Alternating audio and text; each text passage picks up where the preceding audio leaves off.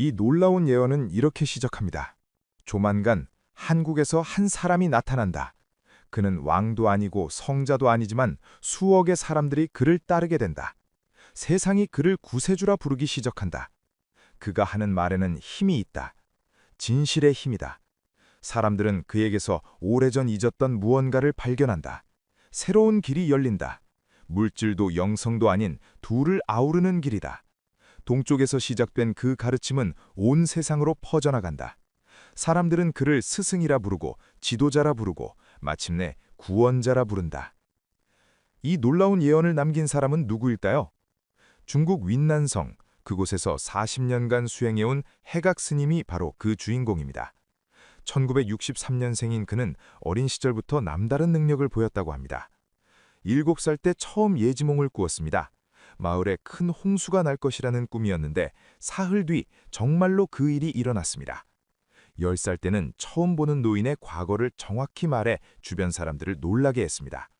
그 노인이 젊었을 때 어떤 일을 겪었는지, 어떤 잘못을 저질렀는지를 마치 보기라도 한 듯 이야기했다고 합니다.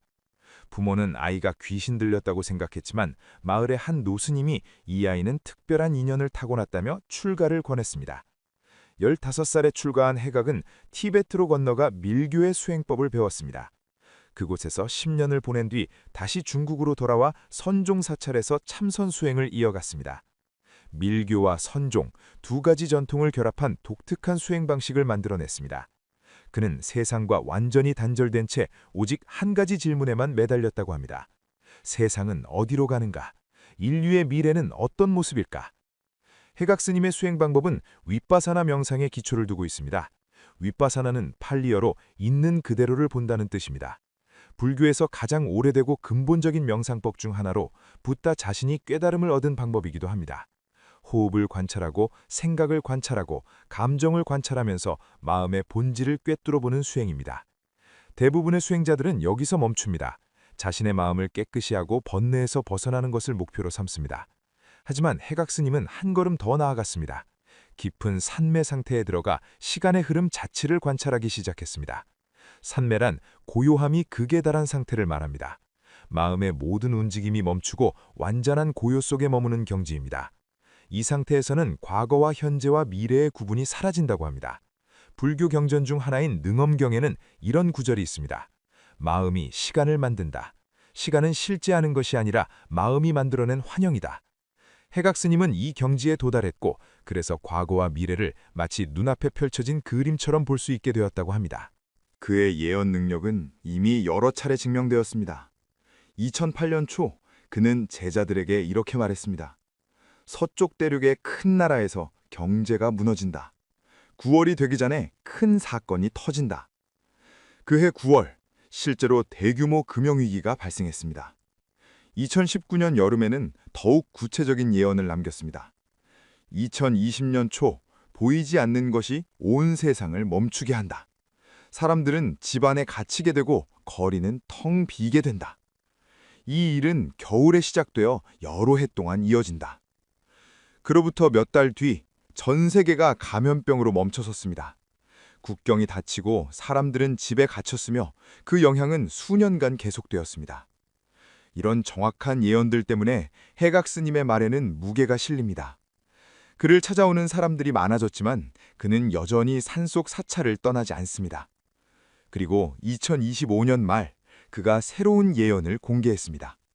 2026년부터 시작되는 세상의 큰 변화에 대한 예언이었습니다. 해각 스님이 말하는 2026년의 변화는 정치나 경제의 변동 차원이 아닙니다. 문명 전체가 방향을 바꾼다는 예언입니다.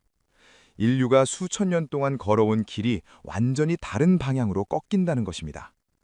지금까지 인류는 물질 문명 속에서 살아왔습니다. 더 많이 가지고, 더 많이 만들고, 더 빠르게 발전하는 것이 목표였습니다. 누가 더 부유한가, 누가 더 강한가가 중요했습니다. 개인도 그렇고 나라도 그랬습니다. 하지만 2026년부터는 완전히 다른 방향으로 흐름이 바뀐다고 합니다. 영성 문명으로의 전환입니다. 여기서 영성이란 단순히 종교를 믿는다는 의미가 아닙니다. 사람들이 물질보다 정신을, 소유보다 존재를, 겉모습보다 본질을 중요하게 여기는 시대를 말합니다. 무엇을 가졌느냐가 아니라 어떤 사람이냐가 중요해지는 세상입니다. 그런데 놀라운 점이 있습니다. 이런 변화를 이끄는 것이 바로 기술의 발전이라는 것입니다. 인공지능과 자동화 기술이 극도로 발달하면서 사람들이 일하지 않아도 살 수 있는 세상이 오게 됩니다. 로봇이 공장을 돌리고 인공지능이 업무를 처리하고 사람은 노동에서 해방됩니다. 그러면 무엇을 하게 될까요? 처음에는 놀고 쉬면서 즐길 것입니다. 하지만 그것도 오래가지 않습니다. 인간은 의미를 찾는 존재이기 때문입니다.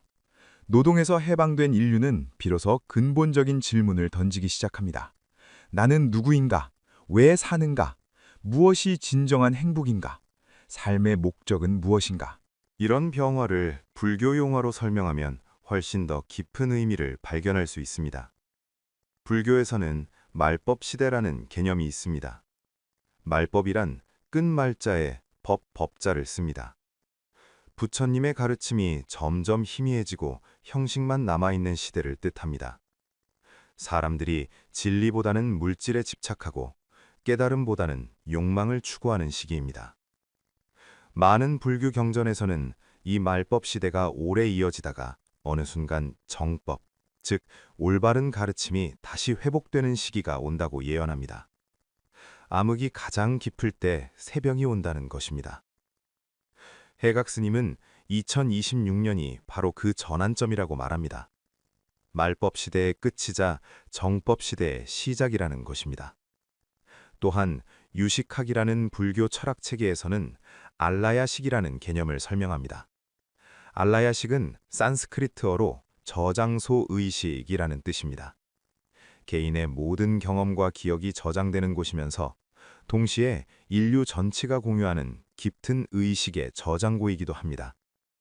현대 심리학에서 말하는 집단 무의식과 비슷한 개념이라고 보면 이해하기 쉽습니다. 오랜 세월 동안 인류의 알라야식에는 물질에 대한 집착과 욕망이 켜켜이 쌓여왔습니다. 더 갖고 싶다는 욕구, 남보다 앞서고 싶다는 경쟁심, 부족함에 대한 두려움이 깊이 새겨졌습니다.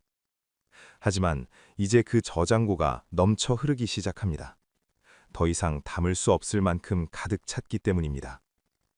그래서 자연스럽게 정화가 시작된다는 것입니다. 개인 한 사람의 깨달음이 아니라 인류 전체의 의식이 한꺼번에 변화하는 대전환의 시기가 온다는 뜻입니다. 해각스님은 이 예언을 직접 이렇게 표현했습니다. 물질이 극에 달하면 정신이 깨어나게 되어 있다. 물이 끓으면 수증기가 되듯 물질이 극에 달하면 영성으로 바뀐다. 2026년 이후 급격히 변하는 세상 속에서 사람들은 일하지 않아도 살 수 있게 된다. 기계가 대신 일하고 사람은 생각할 시간을 얻는다. 처음에는 즐겁다. 매일이 휴일 같다. 하지만 6개월이 지나면 무료해지고 1년이 지나면 공허해진다. 그때부터 진짜 질문이 시작된다. 나는 누구인가? 왜 사는가? 무엇을 위해 존재하는가? 답을 찾기 위해 사람들은 책을 읽고 명상을 하고 철학을 공부한다. 철학과 영성이 폭발적으로 자라난다. 명상센터가 회사보다 많아지고 영적 스승을 찾는 사람이 직업을 찾는 사람보다 많아진다. 서점에는 자기계발서 대신 고전 철학과 종교 경전이 가득 찬다.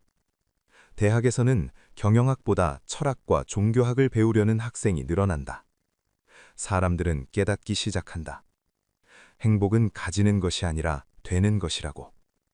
성공은 남을 이기는 것이 아니라 자기 자신을 이해하는 것이라고. 이 변화는 아무도 막을 수 없다.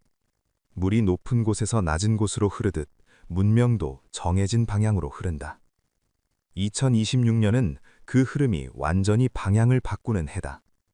준비하지 않은 자들은 혼란에 빠지지만 준비된 자들은 날개를 펼친다. 그런데 이 거대한 변화 속에서 모든 나라가 같은 길을 가는 것은 아닙니다. 해각스님의 예언에 따르면 중국은 매우 큰 시련을 겪게 됩니다. 영성 문명으로의 전환이 중국에게는 축복이 아니라 혼란으로 다가온다는 것입니다. 준비되지 않은 땅이 급격한 변화를 맞이하면 무너질 수밖에 없다는 이야기입니다. 그 이유는 과거에 있습니다. 지난 세기 중반 중국에서는 큰 사회 변혁이 일어났습니다. 그 과정에서 수천 년 이어져 온 영적 전통들이 크게 훼손되었습니다. 오래된 사찰들이 파괴되고 귀중한 경전들이 불태워지고 수행자들이 강제로 환속당했습니다. 전통 문화와 정신세계를 미신이라 부르며 배척했습니다. 물질을 숭배하고 정신을 경시하는 분위기가 사회 전체를 지배했습니다. 그 영향은 지금까지 이어지고 있습니다. 경제 성장과 물질적 풍요를 최고의 가치로 여기는 문화가 뿌리 깊게 자리 잡았습니다.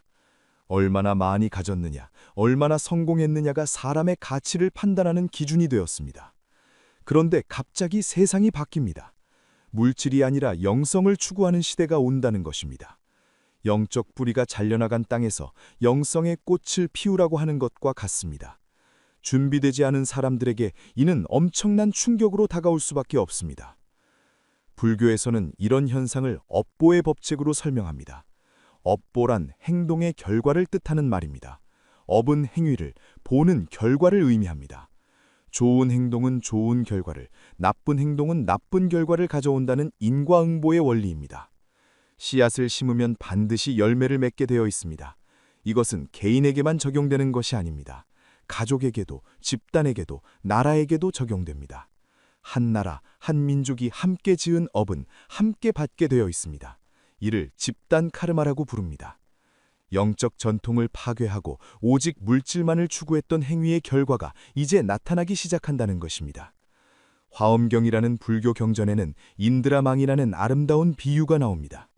하늘 높은 곳에 거대한 그물이 쳐져 있는데 그물의 매듭마다 영롱한 보석이 달려 있습니다. 하나의 보석을 보면 그 속에 다른 모든 보석이 비치고 그 비친 보석 속에 또 다른 보석들이 비칩니다. 끝없이 이어집니다. 이는 우주의 모든 것이 서로 연결되어 있다는 뜻입니다. 하나가 움직이면 전체가 움직이고 한 곳에서 일어난 일이 온 세상에 영향을 미칩니다. 중국에서 일어난 영성의 파괴는 단순히 그 땅만의 문제가 아니었습니다. 인류 전체의 영적 그물에 상처를 냈습니다.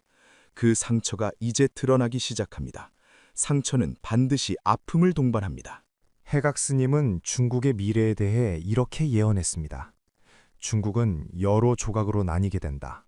하나였던 것이 다섯이 되고 다섯이 각자의 길을 간다. 영혼을 잃은 땅은 방향을 잃는다. 나침반이 고장난 배와 같다. 지도자들은 길을 찾으려 하지만 나침반이 작동하지 않는다. 어디로 가야 할지, 무엇을 해야 할지 알 수 없다. 사람들은 혼란스러워한다. 무엇을 믿어야 할지, 누구를 따라야 할지 모른다. 어제까지 옳다고 했던 것이 오늘은 틀렸다고 한다. 물질로 쌓아 올린 탑이 흔들린다. 경제가 무너지는 것이 아니라 의미가 무너진다. 돈을 벌어도 행복하지 않고 성공해도 공허하다. 사람들은 묻기 시작한다. 이게 다인가? 이것을 위해 살아온 것인가? 특히 젊은이들이 먼저 무너진다.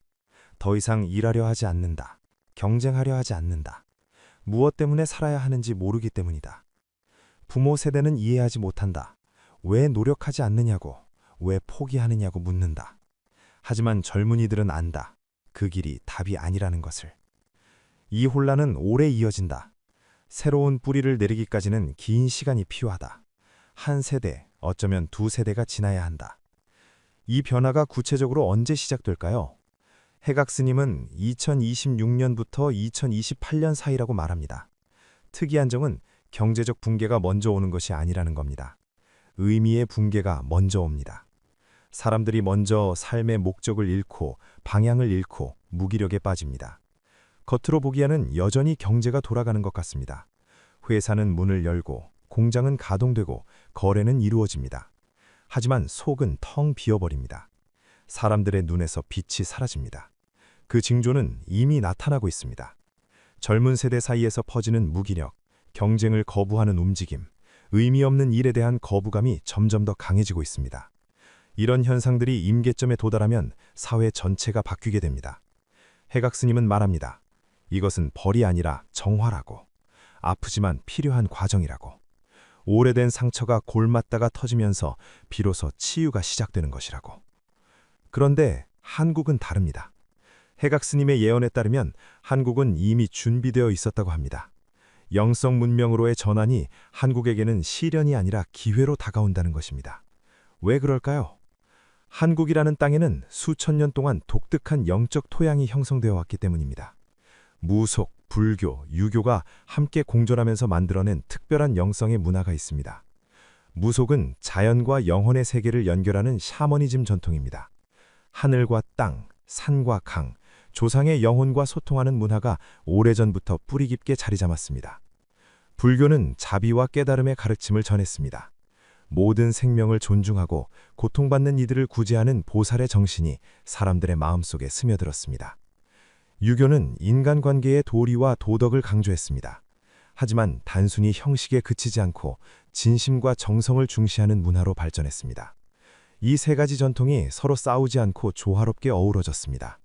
한 사람이 절에 가서 기도하고 유교식 제사를 지내고 무당을 찾아가는 것이 이상하지 않았습니다. 이런 영적 개방성과 유연함이 한국 문화의 특징입니다. 게다가 한국 사람들은 오랜 세월 동안 수많은 고난을 겪었습니다. 전쟁과 침략, 가난과 고통을 견뎌냈습니다. 그 과정에서 한이라는 독특한 정서가 생겨났습니다. 한은 단순한 원망이 아닙니다. 깊은 슬픔과 그리움, 그리고 그것을 승화시키려는 의지가 담긴 정서입니다. 이것이 실은 매우 깊은 영적 감수성의 표현이라고 해각 스님은 말합니다. 불교의 용어로 설명하면 더욱 명확해집니다. 불교에서는 보살도라는 개념이 있습니다. 보살이란 자신만 깨달음을 얻는 것이 아니라 모든 중생을 함께 구원하려는 존재를 말합니다. 자기만 행복하면 되는 것이 아니라 다른 사람의 고통을 함께 나누고 덜어주려는 마음입니다. 이 보살도의 정신이 한국 문화 깊숙이 녹아있다고 합니다. 정이라는 문화가 그렇습니다. 남의 일을 내 일처럼 여기고 어려운 사람을 그냥 지나치지 못하는 마음입니다. 또한 단군 신화에 나오는 홍익인간 이념도 있습니다. 널리 인간을 이롭게 한다는 뜻입니다. 한 사람, 한 집단만 잘 되는 것이 아니라 모두가 함께 잘 되는 세상을 추구하는 사상입니다. 이것이 수천 년 동안 한국인의 정신세계를 지배해온 가치관입니다. 불교에서는 미륵신앙이라는 것도 있습니다. 미륵은 미래에 올 부처를 뜻합니다. 언젠가 이 세상에 진정한 구원자가 나타나 모두를 고통에서 건져낼 것이라는 믿음입니다. 한국에서는 이 미륵신앙이 특히 강했습니다. 어려울 때마다 사람들은 미륵의 세상, 용화세계가 오기를 간절히 기다렸습니다. 이런 기다림과 희망의 에너지가 오랜 세월 축적되어 왔다고 해각 스님은 설명합니다. 해각 스님은 한국의 부상에 대해 이렇게 예언했습니다. 작은 나라가 세상의 스승이 된다. 크기로 보면 작지만 영혼으로 보면 거대하다. 준비된 자들이 있었다. 그들은 몰랐지만 오래전부터 연습해왔다. 노래와 춤과 이야기로 세상과 소통하는 법을 배웠다. 슬픔을 아름다움으로 바꾸는 법을 익혔다. 고통을 예술로 승화시키는 법을 터득했다. 2026년 이후 그 씨앗이 꽃을 피운다. 문화가 먼저 간다. 음악, 영화, 드라마, 예술이 온 세상을 사로잡는다. 사람들은 처음에는 재미있어서 본다.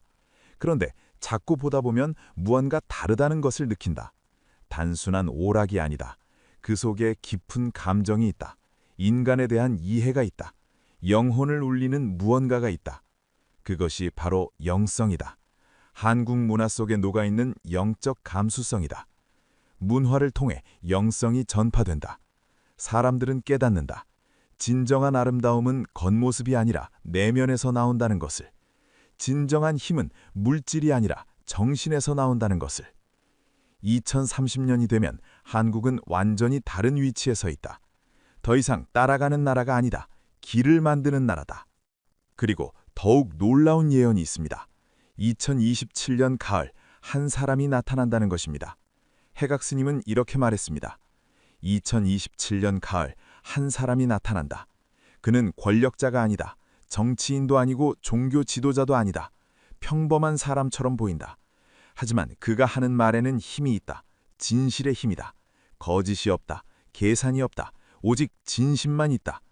사람들은 그 진심을 느낀다. 그가 말을 시작하면 사람들은 귀를 기울인다. 처음에는 몇십 명이 듣는다.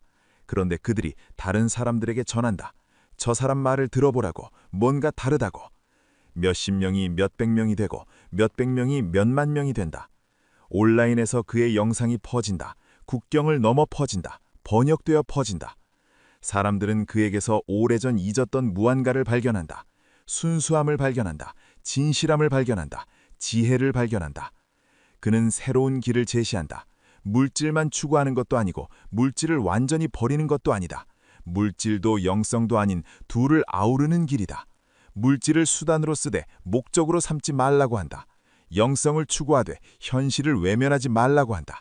균형을 말한다. 조화를 말한다. 중도를 말한다. 사람들은 고개를 끄덕인다. 그렇다. 바로 이것이다. 이 사람은 누구일까요? 해각 스님은 구체적인 이름을 말하지 않았습니다. 다만 몇 가지 특징을 알려주었습니다. 불교에서 말하는 전륜성왕과 비슷한 존재라고 합니다. 전륜성왕은 무력이 아니라 덕으로 세상을 다스리는 이상적인 지도자를 뜻합니다. 칼이 아니라 말로, 강제가 아니라 감화로 사람들을 이끕니다. 또한 미륵불의 성격도 있다고 합니다. 미륵은 자비와 포용의 상징입니다. 어떤 사람도 배척하지 않고 모든 사람에게 희망을 줍니다. 하지만 이 사람은 종교 지도자가 아니라고 해각 스님은 강조합니다. 특정 종교에 속하지 않습니다. 모든 종교를 존중하지만 어느 것에도 갇히지 않습니다. 그는 새로운 의식을 전파하는 존재입니다. 영성 문명 시대에 걸맞은 새로운 사고방식, 새로운 삶의 방식을 보여주는 사람입니다. 동쪽에서 시작된 그 가르침은 온 세상으로 퍼져나갑니다. 사람들은 그를 스승이라 부르고 선구자라 부르고 마침내 구세주라 부르게 됩니다. 이것은 과장이 아니라고 해각 스님은 말합니다. 실제로 수억 명의 사람들이 그의 가르침을 따르게 될 것이라고 합니다.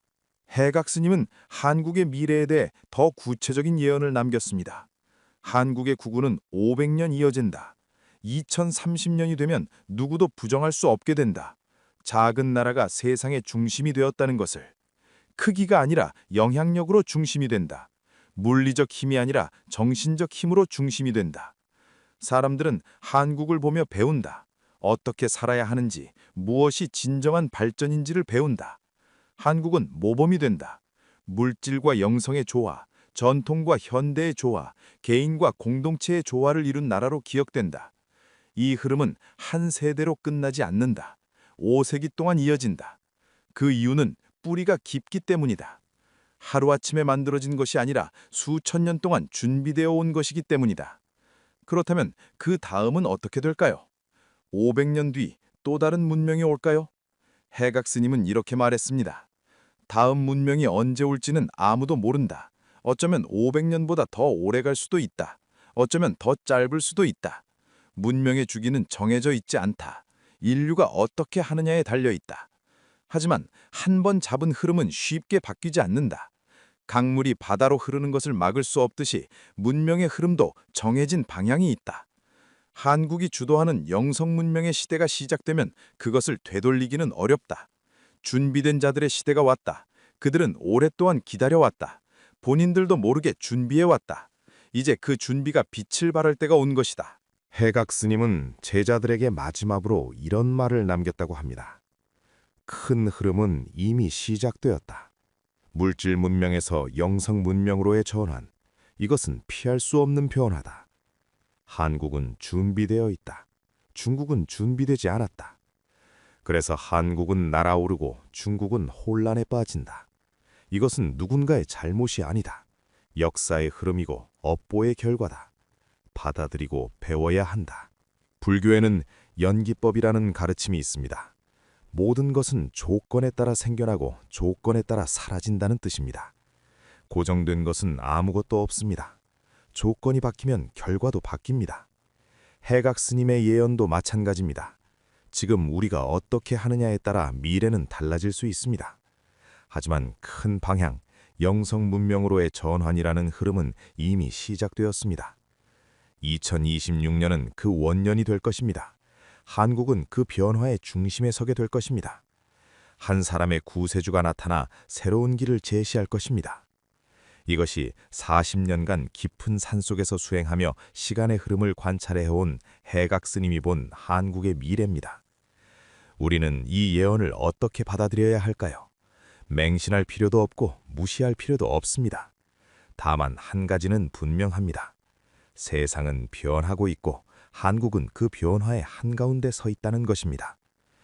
오늘 영상이 도움이 되셨다면 좋아요와 응원의 댓글을 남겨주시면 큰 힘이 됩니다. 시청해주셔서 감사합니다. 티베트의 영적 능력으로 유명한 꼬마 승려. 2026년 인류의 전례 없는 변화의 시기를 예언했습니다. 그런데 놀랍게도 그 과정에 한국의 이름이 계속 언급됩니다. 그 꼬마 승려의 이름은 텐진 노르부, 히말라야의 작은 사원에서 수행하는 12살 소년이 본 미래의 이야기입니다. 텐진은 특별한 가문에서 태어나지 않았습니다.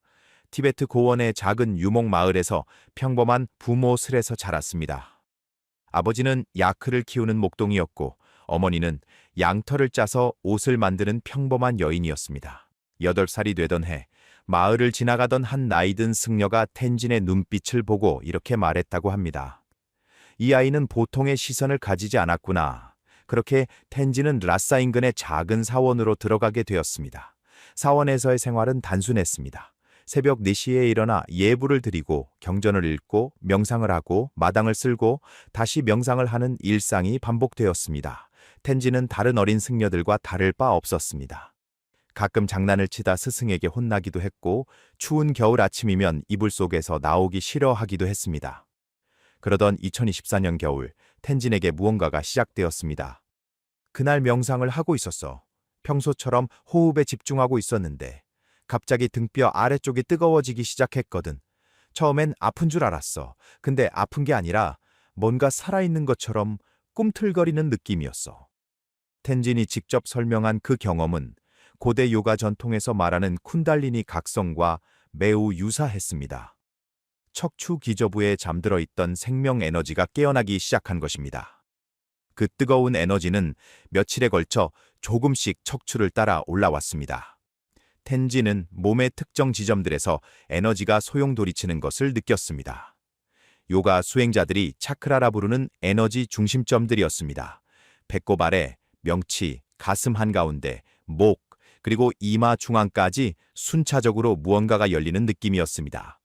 가장 놀라운 변화는 이마 중앙에서 일어났습니다. 여기가 계속 두근거렸어. 텐진이 눈썹 사이를 가리키며 말했습니다. 마치 거기에 또 다른 눈이 있는 것처럼 느껴졌거든. 눈을 감고 있어도 뭔가가 보이기 시작했어. 제3의 눈이라 불리는 아즈나 차크라가 깨어난 것입니다. 그때부터 텐진은 평범한 시야로는 볼 수 없는 것들을 보기 시작했습니다. 첫 번째 비전은 명료했습니다. 깊은 명상에 들어간 텐진의 내면 시야에 지구가 떠올랐습니다.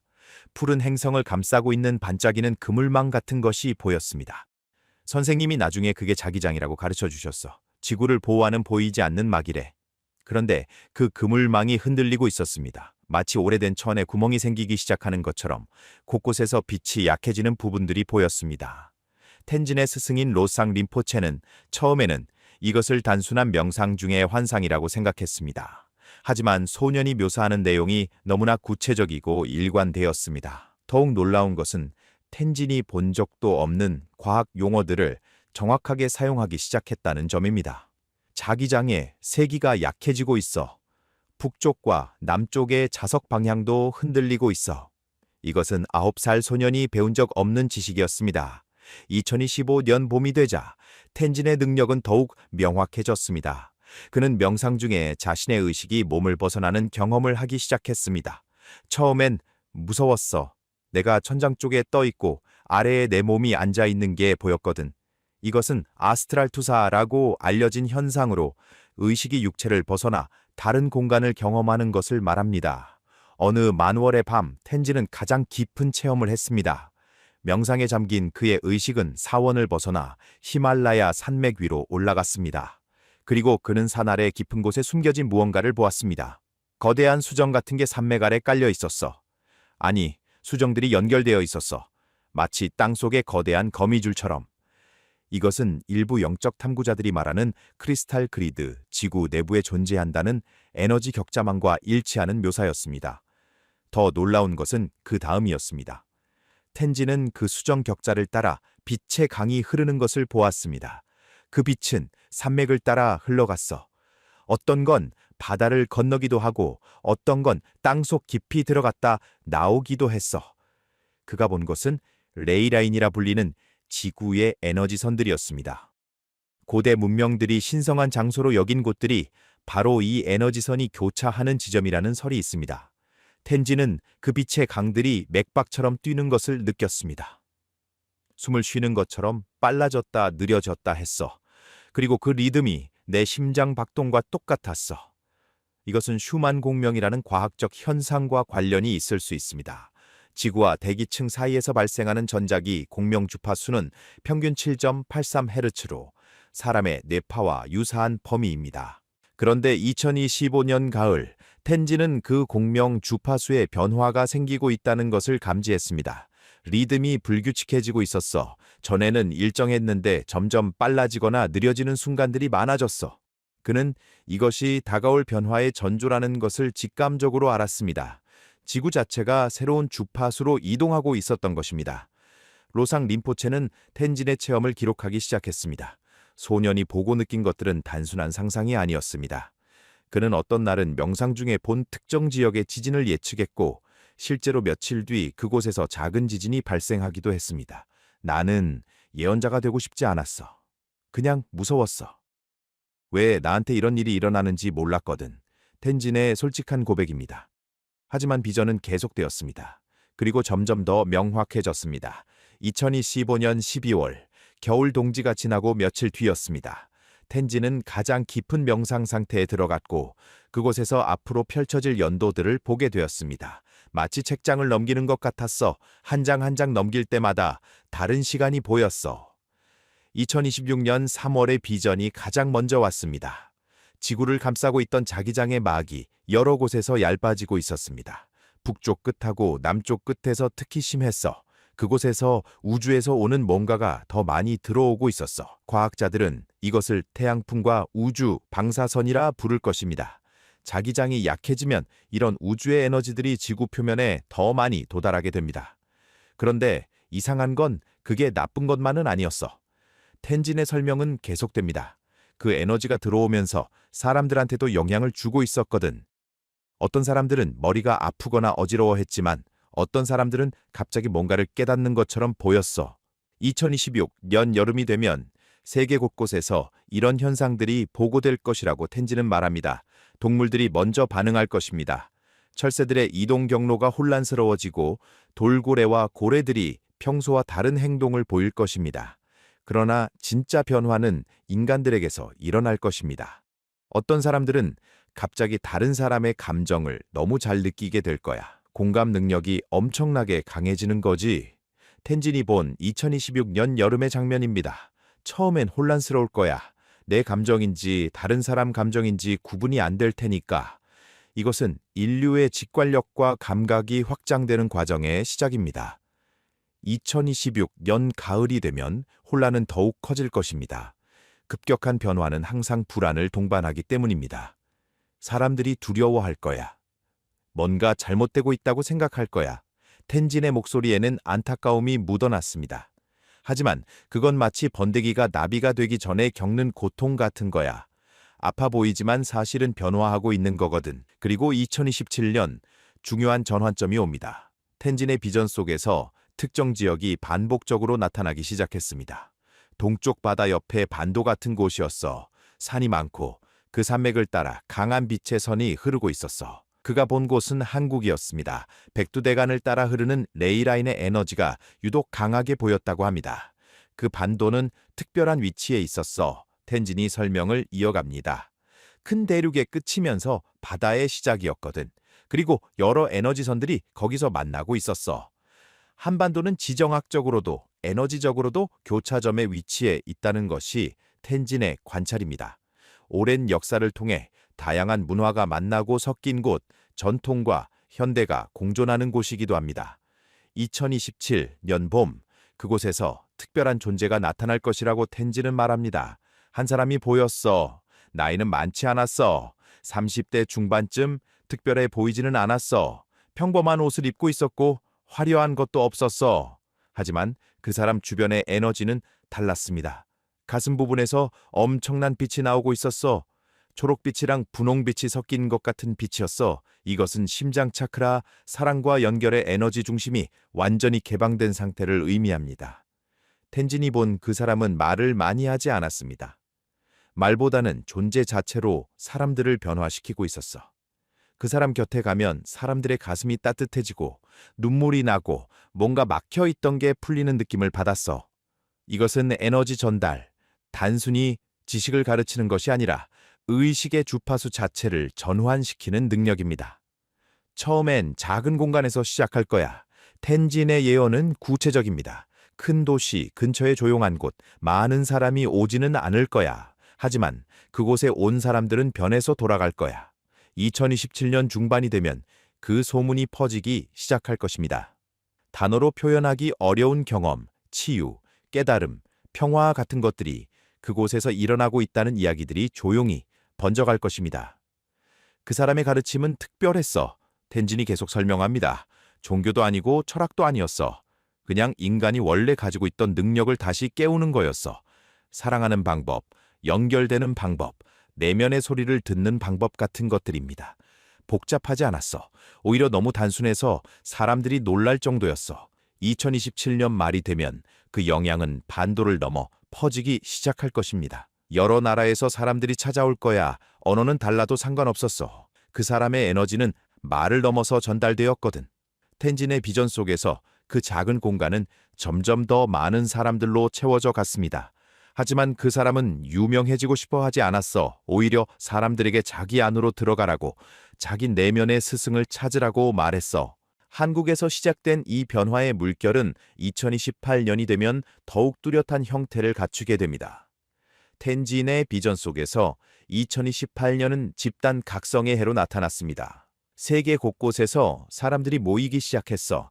명상 모임, 치유 모임, 그냥 서로의 이야기를 듣는 모임들이 생겨났어.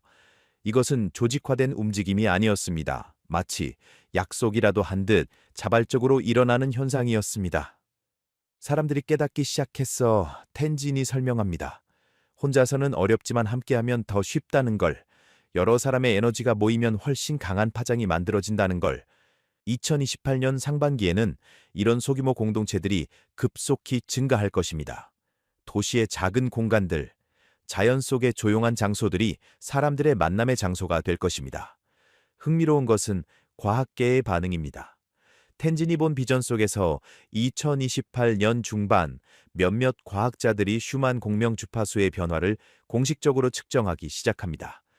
기계들이 이상한 수치를 보여주기 시작할 거야. 7.83에서 점점 높아지는 걸 감지할 거야. 일부 과학자들은 이것을 기기 오류로 치부하겠지만 일부는 진지하게 연구하기 시작할 것입니다. 과학과 영성이 만나기 시작하는 거야. 서로 다른 언어로 같은 것을 말하고 있다는 걸 알게 될 거야. 2028년 하반기가 되면 교육 분야에서도 변화가 일어납니다. 아이들을 가르치는 방식이 바뀌기 시작할 거야. 텐진의 비전입니다. 단순히 지식을 머리에 넣는 게 아니라 아이들의 감각과 직관을 개발하는 교육이 생겨날 거야. 일부 학교들에서는 명상과 호흡, 감정 인식 같은 것들을 정규 과정에 포함시키기 시작할 것입니다. 어른들이 깨달은 거지 시험 점수보다 중요한 게 있다는 걸. 그러나 모든 변화가 순탄하지만은 않습니다. 2029년 초 텐진은 저항의 움직임도 보았습니다. 서쪽의 어떤 큰 나라에서 이런 변화를 막으려는 사람들이 나타날 거야. 급격한 의식 변화는 기존 시스템을 위협하기 때문입니다. 권력을 가진 사람들 중 일부는 두려워할 거야. 사람들이 깨어나면 통제하기 어려워진다는 걸 알거든. 하지만 이 저항은 오래가지 못할 것이라고 텐진은 말합니다. 물살을 막을 수는 없어. 거대한 강물의 흐름을 손으로 막으려는 것과 같아. 2029년 중반이 되면 저항하던 사람들조차 변화의 필요성을 인정하기 시작할 것입니다. 왜냐하면 그들의 가족, 친구, 주변 사람들이 변화하는 것을 직접 목격하게 되기 때문입니다. 2029년은 또한 새로운 치유 방식이 확산되는 해이기도 합니다. 병원에서도 달라질 거야. 텐진의 예언입니다. 약이나 수술만이 아니라 에너지 치유, 명상 치유 같은 것들을 함께 사용하기 시작할 거야. 일부 의료진들이 차크라 시스템과 에너지 흐름에 대해 배우기 시작할 것입니다. 처음엔 이상하게 생각하겠지만 효과를 보면서 인정하게 될 거야. 그리고 2030년 진짜 분기점이 옵니다. 2030년은 선택의 해야. 텐진의 목소리가 진지해집니다. 인류가 두 갈래의 길 앞에 서게 될 거야. 한쪽은 계속 의식을 확장하는 길이고 다른 한쪽은 예전 방식으로 돌아가려는 길이야. 이것은 개인적인 선택이면서 동시에 집단적인 선택입니다. 각자가 어느 길을 선택하느냐에 따라 경험하는 현실이 달라질 거야. 2030년 상반기, 한국의 그 선지자는 더 이상 한 곳에 머물지 않을 것입니다. 여러 곳을 다니기 시작할 거야. 하지만 물리적으로 다니는 것만은 아니야. 텐진이 설명합니다. 그 사람의 의식이 여러 곳에 동시에 존재하는 것처럼 보였어.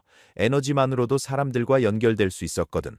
이것은 높은 차원의 의식 상태에서 가능한 현상입니다. 그 사람의 가르침 핵심은 간단했어. 텐진이 그 선지자에 대해 더 구체적으로 설명합니다. 첫째는 사랑이었어. 하지만 로맨스 같은 사랑이 아니라 모든 것과 하나됨을 느끼는 사랑이었어. 둘째는 현재였어. 과거나 미래에 사로잡히지 말고 지금 이 순간에 완전히 존재하라는 거였어. 셋째는 내면이었어. 밖에서 답을 찾지 말고 자기 안에서 찾으라는 거였어. 그 선지자 주변에는 점차 도우미들이 모여들 것입니다. 혼자 하려고 하지 않았어. 텐진의 관찰입니다. 여러 사람들이 각자의 재능으로 돕기 시작했어. 어떤 사람은 음악으로, 어떤 사람은 그림으로, 어떤 사람은 글로, 어떤 사람은 그냥 공간을 정리하는 것으로. 이것은 위계적 조직이 아니었습니다. 각자가 자발적으로 자신의 방식으로 기여하는 유기적 공동체였습니다. 2030년 중반 그 가르침의 영향력은 수십만 명에게 미치게 됩니다. 하지만 신도나 추종자 같은 건 없었어. 텐진이 강조합니다. 그 사람은 자기를 따르지 말라고 했어. 대신 각자가 자기 자신의 빛을 발견하라고 했어. 진정한 스승은 제자를 의존하게 만드는 것이 아니라 독립하게 만든다는 것을 그 선지자는 알고 있었습니다. 텐진이 본 비전 속에서 그 선지자는 종종 조용히 사라지곤 했습니다. 한동안 아무도 그 사람을 볼 수 없었어. 어디 간 건지 아무도 몰랐어.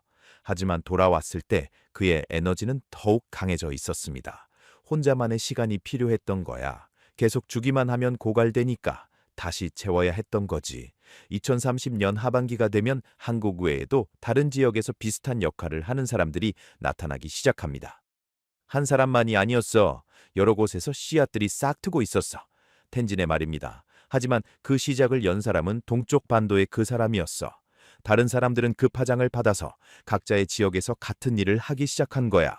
2031년이 밝아오면서 지구의 자기장은 새로운 안정점을 찾기 시작합니다. 텐진이 본 비전 속에서 그 푸른 그물망은 더 이상 흔들리지 않았습니다. 약해졌던 부분들이 다시 채워지고 있었어. 하지만 전과는 달랐어. 더 밝고 더 섬세한 패턴을 가지고 있었어. 이것은 단순히 예전 상태로 돌아간 것이 아니었습니다. 지구는 진화한 것입니다. 2031년 봄에는 정말 신기한 일이 일어날 거야. 텐진이 흥분을 감추지 못하며 말합니다. 어느 날 갑자기 전 세계 수백만 명의 사람들이 동시에 같은 느낌을 받을 거야. 이것은 집단의식의 동기화 현상입니다. 말로 표현하기 어렵지만 모든 게 연결되어 있다는 걸 온몸으로 느끼는 순간이야. 몇 분, 길게는 몇 시간 동안 지속될 거야. 이 경험은 사람마다 다르게 나타날 것입니다. 어떤 사람은 빛으로 느낄 거야. 어떤 사람은 소리로 들을 거야. 어떤 사람은 그냥 알 거야, 이유 없이. 하지만 공통점이 있습니다. 그 순간을 경험한 사람들은 더 이상 예전과 같을 수 없다는 것입니다. 두려움이 사라질 거야. 죽음에 대한 두려움, 미래에 대한 두려움, 다른 사람에 대한 두려움이 녹아내릴 거야. 2031년 여름 기술 분야에서도 놀라운 발전이 있을 것입니다. 의식으로 작동하는 기계들이 나올 거야. 텐진의 예언입니다. 생각만으로 치유를 돕는 장치들, 사람의 에너지장을 측정하고 균형을 맞춰주는 기술들이 개발될 거야. 이것은 과학이 마침내 인간의 미묘한 에너지 체계를 인정하고 활용하기 시작하는 시점입니다. 더욱 흥미로운 것은 의사소통 분야의 변화입니다. 말 없이도 의사소통하는 방법에 대한 연구가 시작될 거야. 텐진이 설명합니다. 텔레파시라고 부를 수 있을까? 하지만 SF 영화 같은 게 아니라 감정과 의도를 에너지로 전달하는 거야. 이미 많은 사람들이 무의식적으로 하고 있던 일을 의식적으로 하게 되는 거지. 2031년 가을이 되면 사회 구조에도 근본적인 변화가 시작됩니다. 경쟁보다는 협력이 더 자연스러운 것이 될 거야. 텐진의 비전입니다. 회사들, 학교들, 정부들이 새로운 방식으로 운영되기 시작할 거야. 위에서 아래로 명령하는 게 아니라 원형으로 둘러앉아서 함께 결정하는 방식으로 바뀔 거야. 이것은 권력의 분산이자 책임의 공유입니다.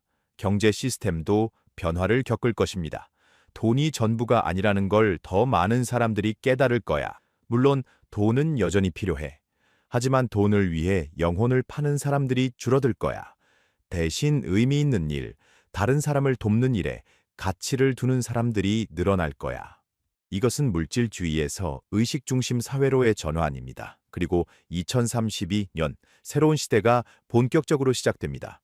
2032년은 시작이야 끝이 아니라 텐진이 강조합니다. 지난 6년 동안 뿌려진 씨앗들이 이제 뿌리를 내리고 줄기를 뻗기 시작하는 거야.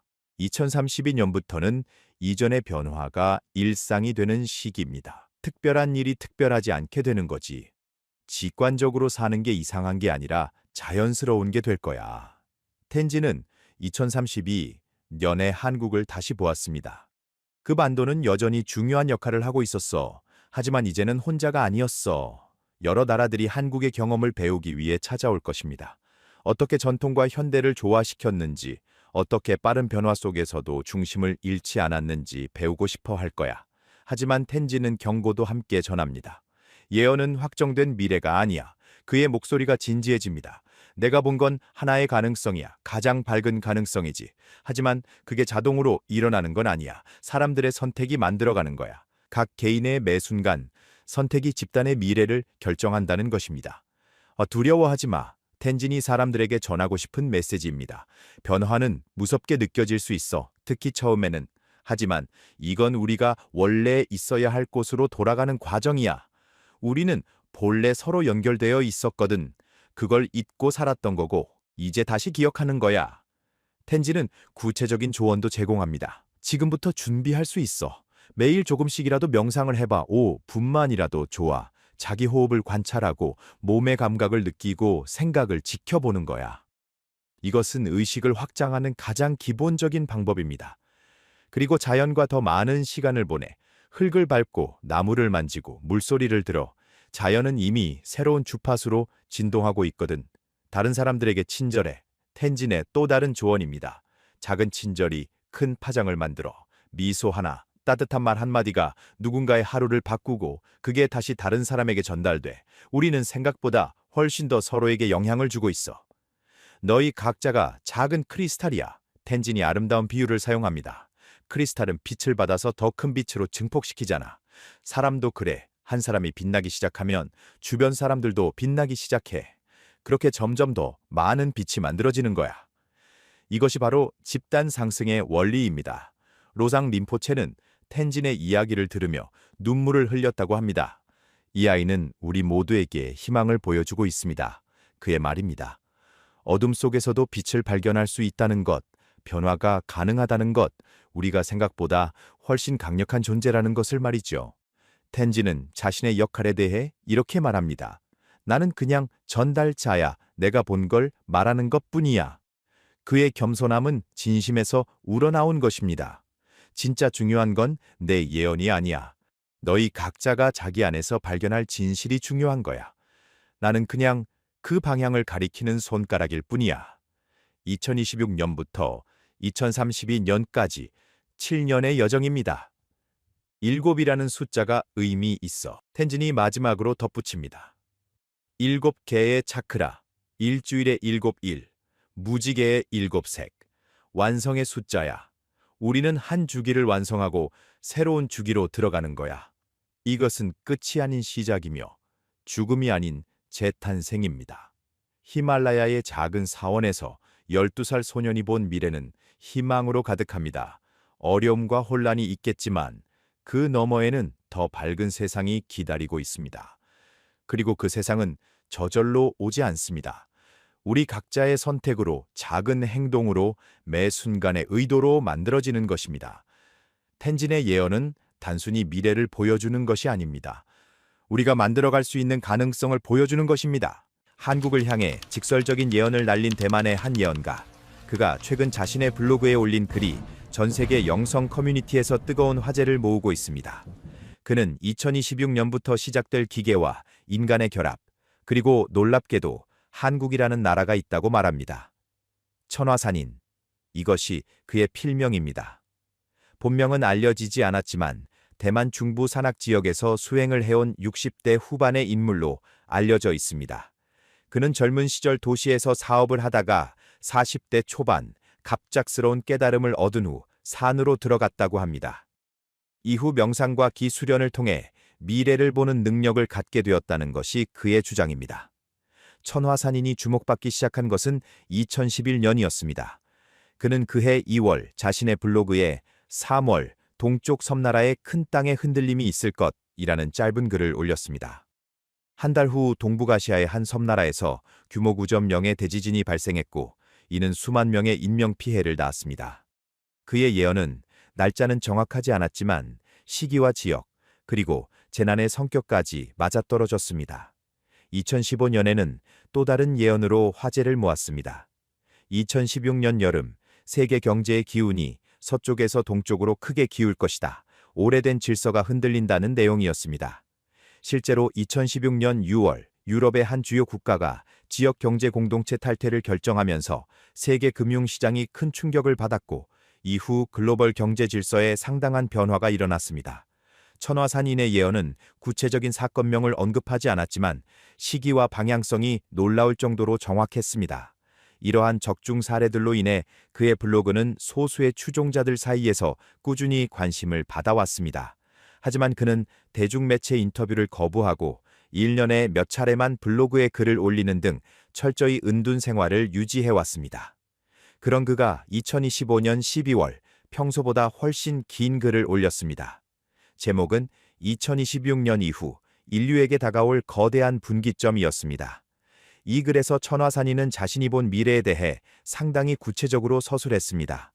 그의 예언은 단순히 어떤 사건이 일어날 것이라는 예측을 넘어서 인류 전체의 존재 방식이 근본적으로 바뀌는 과정을 담고 있었습니다.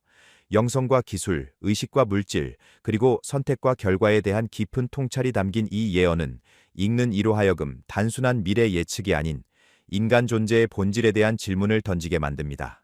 천화산인의 예언은 이렇게 시작됩니다. 2026년 가을부터 나는 이상한 기운을 느끼기 시작했어. 아니, 정확히는 느끼게 될 거야. 명상 중에 미래의 인간들을 볼 때마다 그들의 기가 예전과 달라. 생명체 특유의 따뜻하고 불규칙한 파동이 아니라 뭔가 차갑고 정확한 리듬이 섞여 있어. 처음엔 내 수행에 문제가 생긴 줄 알았지. 하지만 며칠 몇 주를 관찰하면서 깨달았어. 이건 내 문제가 아니야. 인간 자체가 변하고 있는 거야. 그는 이 변화의 본질을 전자파와 생명체의 결합으로 보았습니다. 사람들의 몸에서 느껴지는 생체 전기장이 점점 강해지고 있어. 하지만 그건 자연적인 강화가 아니야. 뭔가 인공적인 신호가 섞여 들어가 있어. 마치 두 개의 라디오 주파수가 동시에 켜진 것처럼 인간의 고유한 주파수와 기계의 주파수가 하나로 합쳐지고 있는 거지. 2026년 10월쯤부터 이런 기운을 가진 사람들이 급격히 늘어나기 시작해. 천화산인은 이 변화가 갑작스러운 사건이 아니라 점진적인 과정을 통해 일어난다고 말합니다. 2026년 중반 어떤 기술이 대중에게 공개될 거야. 그건 사람들의 뇌와 직접 연결되는 장치야. 처음엔 의료 목적이라고 하겠지. 장애를 가진 사람들을 돕는다. 치매를 예방한다. 학습 능력을 높인다. 이런 식으로 말이야. 그리고 실제로 효과가 있어. 놀라울 정도로. 초기 사용자들의 삶이 극적으로 개선돼. 언론이 이를 대대적으로 보도하고 사람들은 환호하지. 그의 예언에 따르면 이 기술의 확산 속도는 상상을 초월합니다. 2026년 말이 되면 이미 수억 명이 이 장치를 사용하고 있을 거야. 왜냐하면 그걸 사용한 사람과 안 한 사람 사이의 격차가 너무 크거든. 학교에서, 직장에서, 일상생활에서 차이가 명확하게 드러나. 시험 성적이 2배로 오르고 업무 효율이 3배로 높아지고 외국어를 몇 주 만에 마스터하게 돼. 이걸 보면서 안 할 수 있는 사람이 얼마나 되겠어. 천화산인은 이 과정을 지켜보는 자신의 심정을 토로합니다. 명상 속에서 미래를 볼 때마다 가슴이 답답해져. 사람들이 엄청난 능력을 얻는 건 맞아. 하지만 동시에 뭔가를 잃고 있어. 그게 뭔지는 그들 스스로도 모를 거야. 마치 색을 보지 못하는 사람이 자신이 무엇을 못 보는지 모르는 것처럼 2027년에 대한 예언은 더욱 구체적입니다. 2027년 봄이 되면 전 세계 인구의 70%가 이미 연결돼 있어. 여름이 지나면 80%, 가을이면 90%를 넘어서지. 속도가 점점 빨라져. 왜냐하면 네트워크 효과 때문이야. 더 많은 사람이 연결될수록 연결된 사람들끼리의 소통이 더 원활해지거든. 그들은 생각만으로 정보를 주고받아. 말이 필요 없어. 그들끼리는 거의 텔레파시 수준의 소통을 하게 돼. 하지만 모든 사람이 이 변화를 받아들이는 것은 아닙니다. 약 10%의 사람들이 끝까지 거부해. 이유는 다양하지. 어떤 이들은 종교적 신념 때문에, 어떤 이들은 본능적인 거부감 때문에, 또 어떤 이들은 철학적 확신 때문에 거부하는 거야. 이들을 나는 구인류라고 부르기로 했어. 그리고 연결된 사람들을 신인류라고. 천화산이는 구인류가 겪게 될 어려움을 생생하게 묘사합니다. 2027년 하반기부터 구인류에 대한 차별이 시작돼. 노골적이지는 않아. 하지만 사회 시스템 자체가 신인류 중심으로 재편되거든. 학교 수업은 뇌 인터페이스를 전제로 진행되고, 직장은 연결된 사람들만 채용하기 시작해.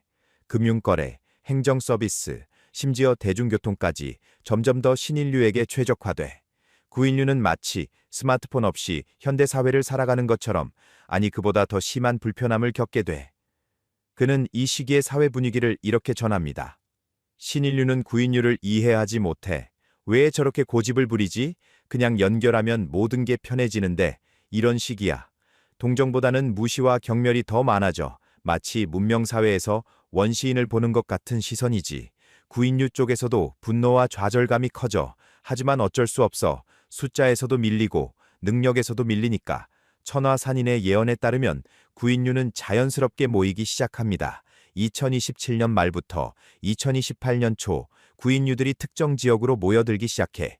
강제적인 건 아니야. 그냥 같은 처지의 사람들끼리 모이는 거지. 어떤 곳은 시골 마을이고 어떤 곳은 도시 외곽 지역이야. 그들만의 작은 공동체가 형성되는 거야. 신인류 사회에서 도태된 사람들의 피난처 같은 곳이지. 물질적인 측면에서 두 집단의 격차는 계속 벌어집니다. 신인류는 인공지능과 완벽하게 협력해. 그들의 생각을 AI가 실시간으로 보조하고 최적의 답을 제시해줘. 복잡한 수학 문제도 순식간에 풀고 예술작품도 놀라운 속도로 만들어내. 경제적으로도 엄청난 부를 축적해. 반면 구인류는 점점 가난해져. 일자리를 잃고 경제활동에서 밀려나거든. 하지만 천화산인은 여기서 흥미로운 변화를 목격합니다. 2028년부터 이상한 일이 일어나기 시작해. 구인류 중 일부가 명상과 수행에 관심을 갖기 시작하는 거야. 처음엔 그냥 심심풀이나 스트레스 해소 정도였어. 그런데 시간이 지나면서 이게 단순한 취미가 아니라는 걸 깨닫게 돼. 명상을 하면서 신인류가 절대 경험할 수 없는 뭔가를 느끼기 시작한 거지. 그는 이 현상의 원인을 명확하게 설명합니다. 신인류의 문제는 바로 여기 있어. 그들은 뛰어난 지능을 갖췄지만 진정한 고요를 경험할 수 없어. 왜냐하면 그들의 머릿속엔 항상 AI가 작동하고 있거든. 잠을 잘 때도, 쉴 때도, 심지어 명상을 시도할 때도 끊임없이 데이터가 흐르고 분석이 이루어지고 최적화가 진행돼. 진짜 침묵이 없는 거야. 마음을 완전히 비울 수 없어. 천화산인은 이것을 깊은 영적 통찰로 풀어냅니다. 내가 30년 수행하면서 깨달은 게 있어. 진정한 지혜는 정보의 축적이 아니라 비움에서 나온다는 거야. 머릿속이 텅 비었을 때 그 고요함 속에서 우주의 진리가 스스로 드러나거든. 옛 성인들이 산속에서, 동굴에서, 조용한 암자에서 수행한 이유가 바로 이거야. 외부의 모든 자극을 차단하고 내면의 소리에 귀 기울이는 것. 그런데 신인류는 절대 이걸 할 수 없어. 그들의 내면엔 항상 또 다른 목소리가 있으니까. 2030년에 대한 예언은 더욱 극적입니다. 2030년 봄, 구인류 사이에서 본격적인 영성 운동이 일어나. 이건 우연이 아니야. 필연이지. 물질적으로 모든 걸 잃은 사람들이 마지막으로 의지할 수 있는 건 영혼뿐이거든. 그들은 매일 아침 저녁으로 명상을 하고 함께 모여 수행하기 시작해. 처음엔 서툴렀어. 하지만 시간이 지나면서 놀라운 일들이 벌어져. 천화산인은 구인류가 얻게 되는 능력들을 구체적으로 서술합니다.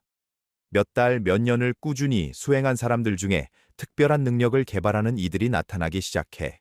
어떤 이는 다른 사람의 감정을 느낄 수 있게 되고, 어떤 이는 미래의 조짐을 읽을 수 있게 돼. 또 어떤 이는 손을 대지 않고도 물체를 움직일 수 있어. 신인류가 보기엔 미신이나 사기처럼 보이겠지. 하지만 이건 진짜야. 인간 의식의 잠재력이 깨어나는 거거든. 그는 이 현상을 과학적으로 설명하려 시도합니다. 내가 보기엔 이래. 인간의 뇌는 원래 엄청난 잠재력을 갖고 있어. 하지만 현대 문명 속에서 그 능력의 아주 일부만 쓰고 살았던 거지. 신인류는 AI의 도움으로 뇌의 계산 능력을 극대화했어. 하지만 뇌에는 계산 능력 외에 다른 기능도 있거든. 직관, 공감, 예지, 치유, 이런 건 논리나 데이터로 접근할 수 없는 영역이야. 오히려 논리를 내려놓을 때 활성화되는 능력들이지. 천하산이는 두 집단 사이의 근본적 차이를 이렇게 정리합니다. 신인류는 외부를 향해 무한히 확장하고 있어. 더 많은 정보, 더 빠른 처리, 더 복잡한 계산. 반면 구인류는 내부로 깊이 들어가고 있어. 더 깊은 고요, 더 넓은 의식, 더 순수한 자각. 둘 다 인간 진화의 방향이긴 한데 방향이 정반대야. 그리고 재미있는 건 신인류는 구인류의 길로 갈 수 없다는 거야. 이미 연결되어 버렸으니까. 하지만 구인류는 언제든 신인류의 길로 갈 수 있어. 그냥 연결하기만 하면 되니까.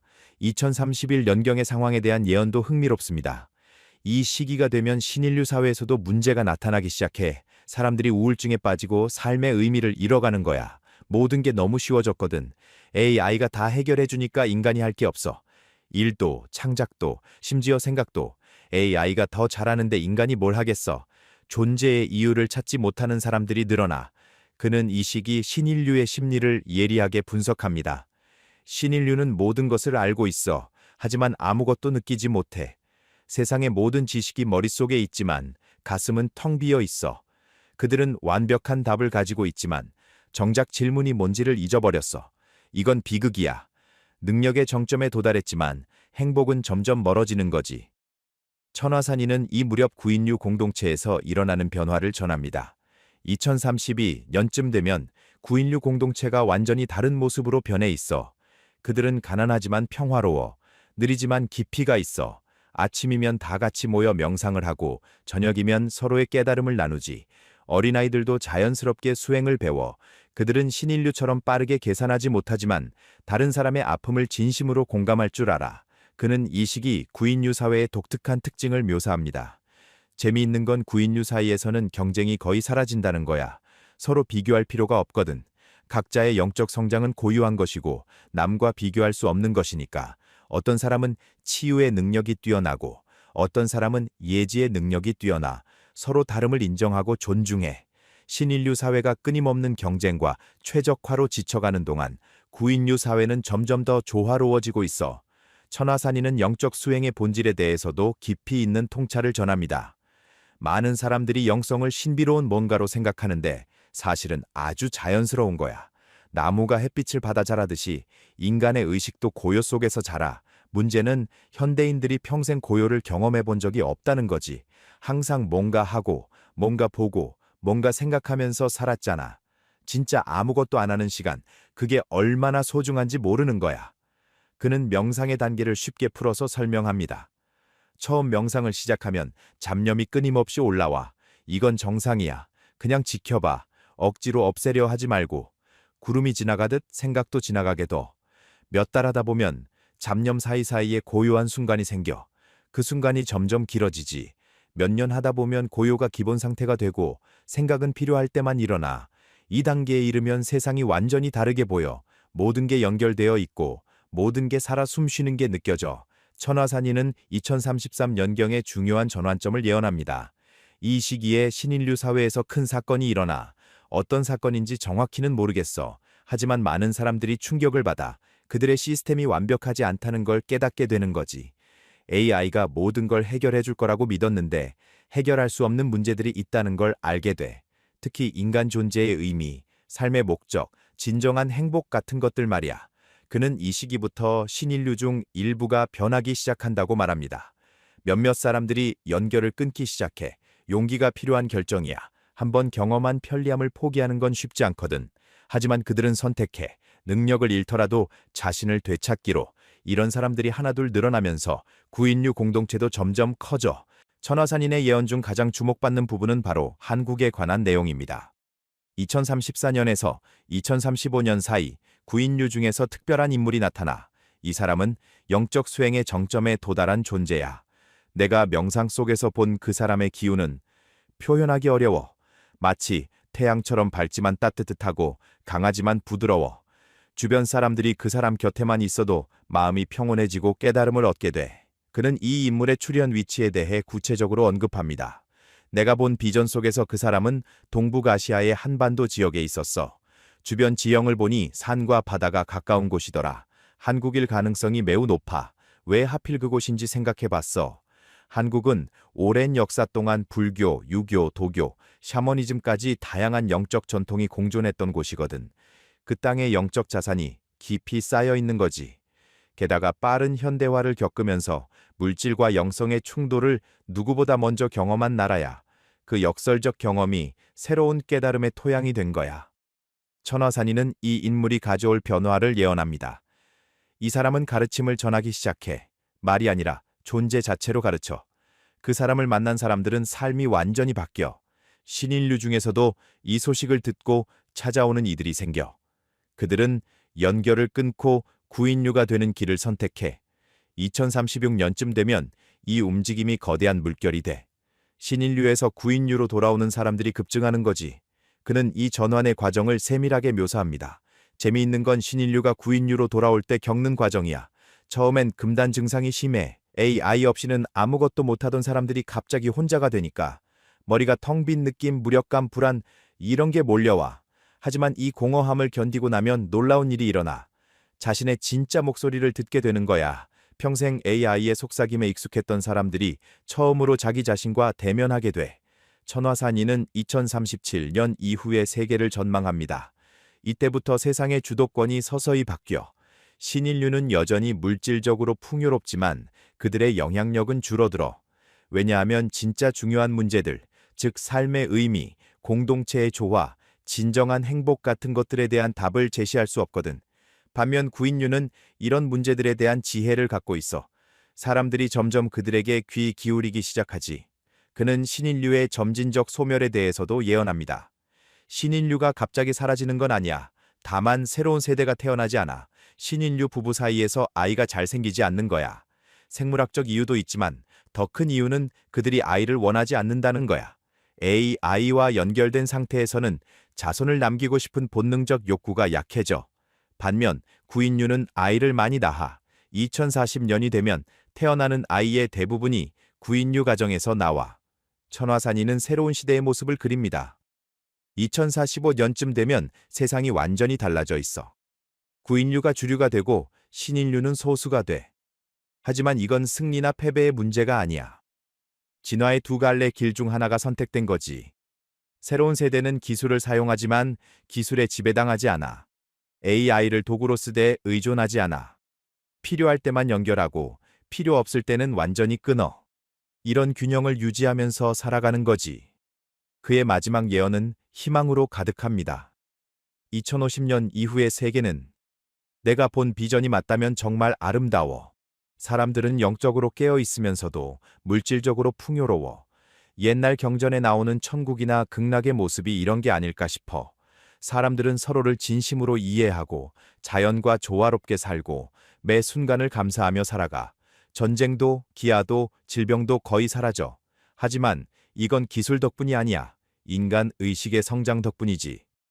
천하산이는 자신의 예언을 이렇게 마무리합니다.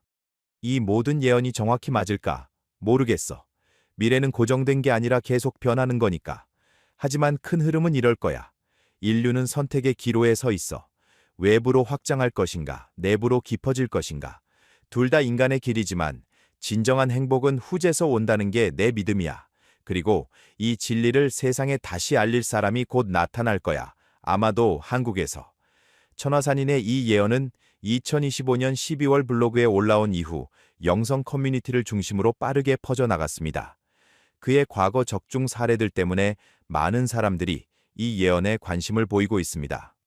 물론 회의적인 시각도 많습니다. 하지만 그가 제시한 비전, 즉 기술과 영성의 균형, 외부 확장과 내면 성장의 조화는 현재를 살아가는 우리에게도 시사하는 바가 큽니다. 2026년 그의 예언이 현실이 되기 시작할지 지켜보는 것도 흥미로운 일이 될 것입니다. 오늘 예언이 도움이 되셨다면 좋아요와 공감의 댓글을 남겨주시면 큰 힘이 됩니다. 시청해주셔서 감사합니다.